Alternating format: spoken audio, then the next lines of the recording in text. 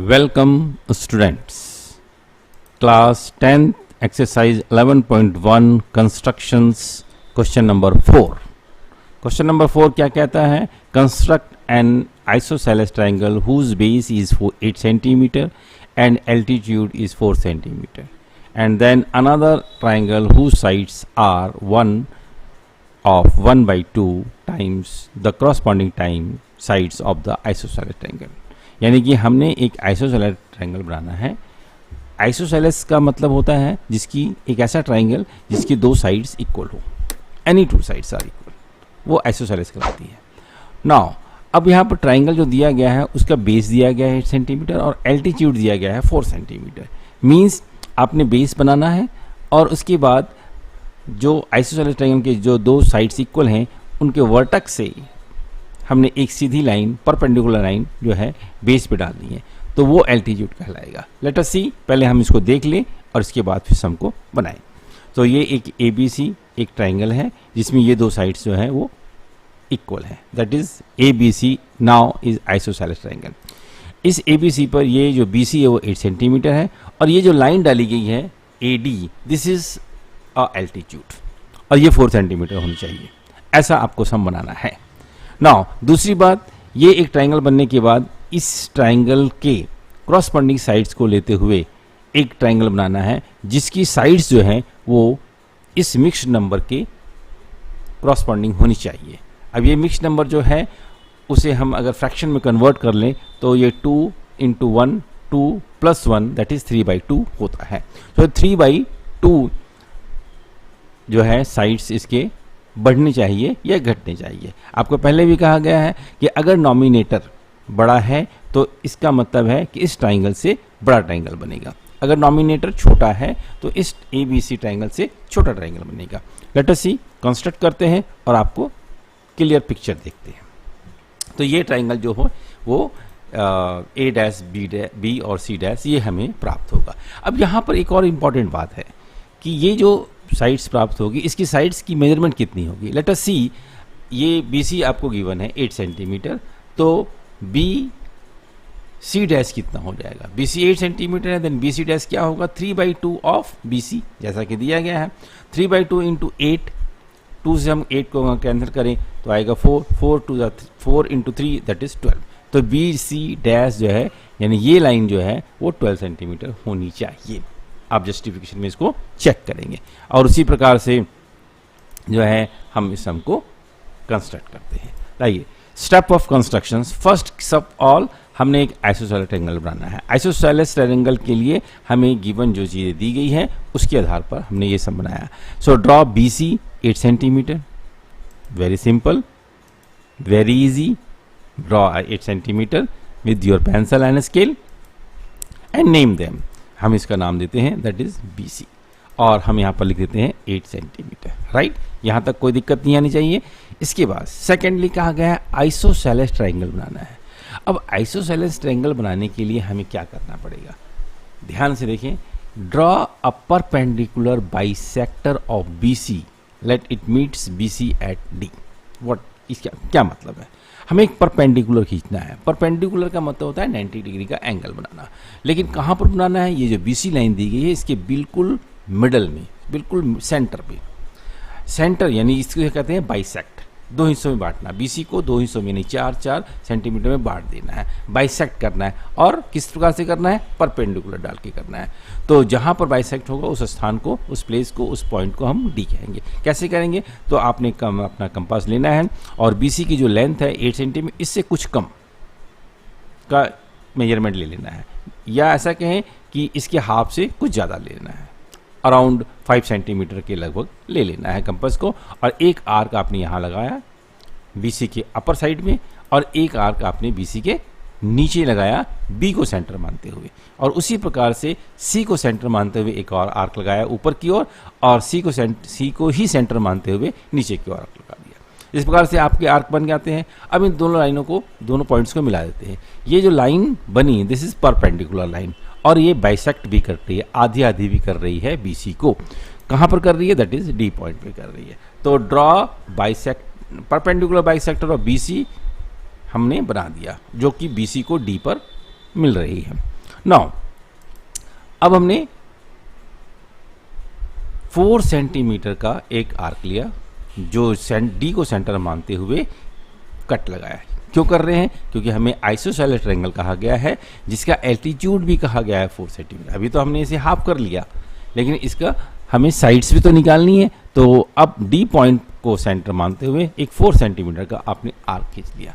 ये एल्टीट्यूड आपको बताया गया है, ये एल्टीट्यूड बनेगा। नाउ अब आप ये 4 सेंटीमीटर कट लग गया। अब आप बी से ए को और सी को ए से ज्वाइन कर लें। यहाँ पर ये ए पॉइंट हमारा बन जाता है। So join A B and A C. So this is the required A B C isosceles triangle जिसकी बेस 8 सेंटीमीटर है और एल्टीट्यूड जो है इसका 4 सेंटीमीटर। सो ये फर्स्ट पार्ट हमारा अभी कंप्लीट हो गया जिसमें ये दोनों ए बी और ए सी दोनों साइड्स जो हैं वो इक्वल है। So this is isosceles triangle and this is a required isosceles triangle. हमारा एक ट्रायंगल बन। This is the first part of construction. अब सेकंड पार्ट क्या है कि इसके क्रॉसपोंडिंग साइड्स हम देखते हैं किस प्रकार से बना सकते हैं। सो this is a triangle. Now अब आए BC को एक्सटेंड करें और उसी प्रकार से BA को एक्सटेंड करें। It's a part of our construct. ये पहले भी हमने किया हुआ है कि हम BC को एक्सटेंड करते हैं और BA को भी एक्सटेंड करते हैं। क्यों करते हैं ये आपको मालूम भी है, लास्ट फिगर में आपने कंस्ट्रक्शन में आपने देख भी लिया है, फिर भी यहाँ पर आप दोबारा देखेंगे। तो सबसे पहले क्या किया हमने, ड्रॉ रेक्स अरे BX। एक हमने BX लाइन बनाई, BC के नीचे एक्यूट एंगल बनाएंगे जो BC के साथ, राइट। सो इस प्रकार से हमने एक लाइन बना ली बिल्कुल सेम पहले की तरह ही, जिसका नाम हमने AX रख दिया और ये एक्यूट एंगल बनती है BC के साथ में। अब यहाँ पर हमने 3 पॉइंट्स लिए, BX पर हम 3 पॉइंट्स ले रहे हैं। Locate 3 points on BX। Why 3 points, इसकी भी चर्चा करेंगे। और ये जो पॉइंट्स लेने हैं उसको हम B1 B equals to B1 B2 equals to B2 B3 के रेशियो में इक्वल यूनिट में बांटेंगे। कैसे? लेट अस सी। आपके पास ये मिक्स नंबर था, इसको फ्रैक्शन में कन्वर्ट किया, 3/2 आ गया। 3/2 आपको कहा गया है कि जो भी फ्रैक्शंस आपको दिया होगा, जो भी रेशियो दी होगी, इसमें से जो भी संख्या बड़ी है, चाहे वो नॉमिनेटर है चाहे वो डिनोमिनेटर है, जो संख्या बड़ी होगी BX को उतने ही पार्ट्स में काटेंगे, इक्वल पार्ट्स में हम डिवाइड करेंगे कंपास के द्वारा।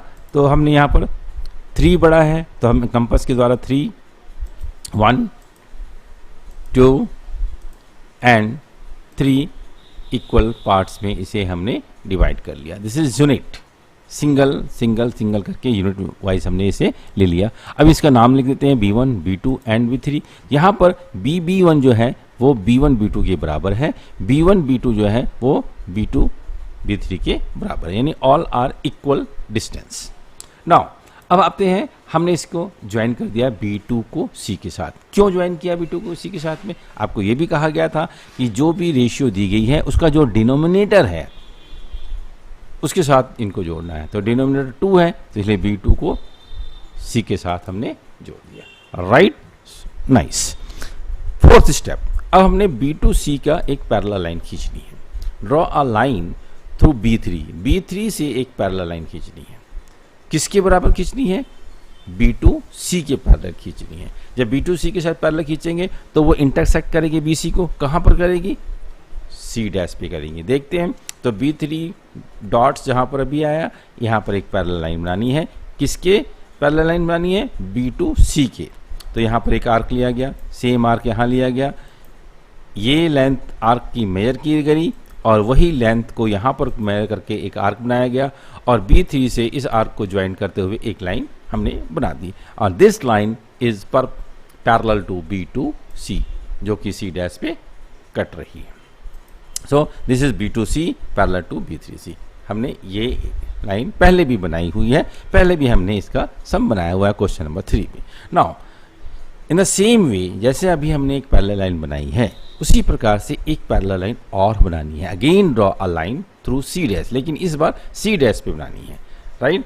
और वो किसके पैरेलल बनेगी? AC के पैरेलल या CA के पैरेलल बनेगी, जो कहीं ना कहीं आगे जाकर BA को काटेगी। सो यहाँ पर पॉइंट्स हैं और ये एक पॉइंट है, यहाँ पर एक हमने आर्क बनाया, न सेम वे आर्क यहाँ बना और इसे मेजर करते हुए यहाँ पर सेम C डैश के पास हमने इसको मेजर किया और इस आर्क को सी डैश के साथ ज्वाइन करते हुए आगे की ओर बढ़ा दिया। तो जहां पर ये मिल रहा है that is called a dash, right, जो बी ए को एक्सटेंड करके लाइन को एक्सटेंड करी हुई उस पर कट रहा है। तो यहाँ पर हमें क्या पैरेलल मिला, ए सी पैरेलल मिला ए डैश सी डैश की। सो यहाँ पर अब हम क्या देख रहे हैं कि देन ए डैश बी और सी डैश एक हमारा ट्राइंगल बन जाता है, और ये वही ट्राइंगल बनता है जो ए बी सी के क्रॉसपॉन्डिंग साइड्स को 1:1/2 टाइम्स जो है क्रॉसपॉन्डिंग साइड्स के हो रहा है। सो अब ये बड़ा भी बना है, right. So this is a bigger one, A dash B and C dash, right. So this is the right required triangle A dash B C dash, जो कि हमें कंस्ट्रक्शन करने के लिए दिया गया था। Beautiful, very nice, right. अब आप इसे नोट कर सकते हैं पॉज करके, और इसके बाद इसकी जस्टिफिकेशन को देखते हैं कि ये whether it is a right और रॉन्ग। चलिए जस्टिफिकेशन देखते हैं। अब बट जस्टिफिकेशन देखने से पहले हम एक इस पजल देखते हैं। So super part 30 part 3 puzzle, ये पजल जो है कुछ फनी है, मीन्स इसमें कोई ज़्यादा आपको ब्रेन को यूज़ करने की जरूरत नहीं है, ये फनी स्टाइल है। कभी कभी कुछ फनी स्टाइल की पजल आती है जो हमें समझ में नहीं आता कि करें क्या। बिलो क्वेश्चन इज ट्रू, 8 + 8 = 91 है, ये कैसे हो सकता है, हाउ इज इट पॉसिबल कि हमें जो इक्वेशन दी गई है ट्रू है, हम कैसे प्रूव करें 8 + 8 = 16। सो this is a question, how, ये कैसे हो सकता है बिलो इक्वेशन इज ट्रू, 8 + 8 = 91। चलिए देखते हैं, और इस सम का एंड में आपको आंसर मिलेगा। इसके पहले जस्टिफिकेशन देखते हैं। जस्टिफिकेशन में देखें, वेरी सिंपल। अब जस्टिफिकेशन करना शायद सभी बच्चों को आ चुका है। हम यहाँ पर देख रहे हैं दो ट्राइंगल ए बी सी और A dash B C dash, right. इन दोनों ट्राइंगल में देख रहे हैं कि ए सी बी और A dash C dash B दोनों क्रॉसपॉन्डिंग एंगल है। देखिए जरा, ये दोनों एंगल की बात हो रही है, A C B and A dash C dash B, ये दोनों आपस में बराबर हैं क्योंकि क्रॉसपॉन्डिंग है, दोनों पैरेलल लाइंस के साथ में बने हुए हैं, तो ये क्रॉसपॉन्डिंग है, ये दोनों इक्वल होंगे। अब दूसरी बात, एंगल बी जो है वो कॉमन है, एंगल बी दोनों ट्राइंगल के लिए यूज हो रहा है, ये कॉमन है। तो दो ए बराबर हो गए, दो एंगल बराबर हो गए। जब दो एंगल बराबर होते हैं तो दोनों ट्राइंगल आपस में क्या होंगे, पहला ट्राइंगल ये, दूसरा ट्राइंगल ये, दोनों ट्राइंगल क्या होंगे, दोनों ट्राइंगल इक्वल्स होंगे, राइट। सो ये ए बी सी और A dash B C dash जो है वो आपस में सिमिलर है। सो किस प्रकार से सिमिलर हुए, ए सिमिलरिटी प्रॉपर्टीज के अनुसार ये बराबर हो गए, सिमिलर हो गए। नाउ अब देखिए, अगर ये दोनों ट्राइंगल सिमिलर हैं तो हम कह सकते हैं कि A B by A dash B, देखिए फिर से, A B by A dash B equals to A C by A dash C, A dash C dash equals to B C by B C dash. ये तीनों triangle के तीनों sides के corresponding sides को हम ले लेते हैं और ये इक्वल होंगे अगर ये दोनों साइड्स दोनों ट्राइंगल इक्वल हैं तो। बट यहाँ पर हम ये भी देख रहे हैं, नीचे के जो ट्राइंगल हम कंस्ट्रक्ट किया उसके अनुसार कि B C by B C dash कितना है, B C by B C dash equal to B B two by B B three, B B two by B three equal to 2/3, ये हमें given है, right. B C, क्योंकि B B to जो है वो 2 units है और B B three जो है वो 3 यूनिट्स है, तो ये इसके इक्वल होंगे। तो यहाँ पर हम देख रहे हैं B C by B C dash जो है वो बी बी टू और बी बी थ्री के इक्वल है, जैसा कि हमने पिछले समय किया था। अगर हम यहाँ पर यस, अब इसे हम अगर रेसिप्रोकल कर दें, इसको फ्लिप कर दें, तो बी सी डैश ऊपर चला जाएगा, बी सी नीचे आएगा, तब ये 3/2 बन जाएगा, राइट। तो यही तो हमें प्रूफ करना था कि 3/2 ही प्रूफ हो, क्योंकि बी सी डैश बराबर अब क्या होगा 3/2 इंटू बी सी, तो ये क्रॉसपॉन्डिंग साइड जो है वो 3/2 हो गया। 3/2 का मतलब 1 mixed number 1 of 1/2। Similarly A dash B by A B equals to A dash C dash by A C equal to 3/2। तो दिस इज प्रूव्ड जो कि हम चाहते थे, right. So then A dash B C dash is a required triangle, right.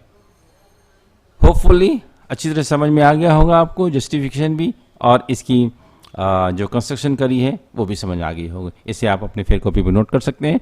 Very good, nice, thank you. जाने से पहले आपको आपके पजल, फनी पजल का रिजल्ट बता दे। सो फनी पजल हम आपके पास था कि बिलो इक्वेशन इज ट्रू 8 + 8 = 91। ये ट्रू है, यस और no? Yes, it is true, but it's a funny. How? Yes, flip your PC और phone and it will be. आप अपने कंप्यूटर को उल्टा कर दीजिए या अपने फोन को उल्टा कर दीजिए। राइट? क्या देखते हैं? आपका 8 + 8 जो है वो क्या हो रहा है? 8 + 8 जो है वो 16 = 8 + 8 में कन्वर्ट हो रहा है। तो 16 = 8 + 8 तो is a right answer.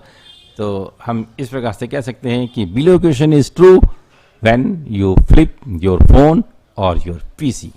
Thank you very much and thank you for